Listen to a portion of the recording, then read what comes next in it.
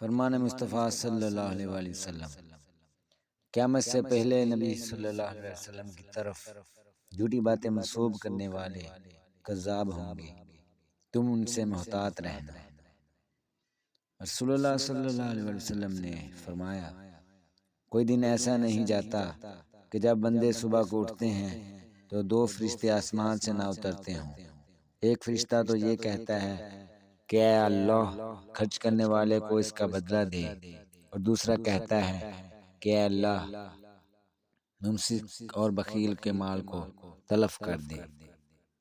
رسول اللہ صلی اللہ علیہ وسلم نے فرمایا، آدمی کے جھوٹا ہونے کے لیے بس یہی کافی ہے کہ وہ ہر سنی سنائی بات تحقیق کیے بغیر بیان کر دے۔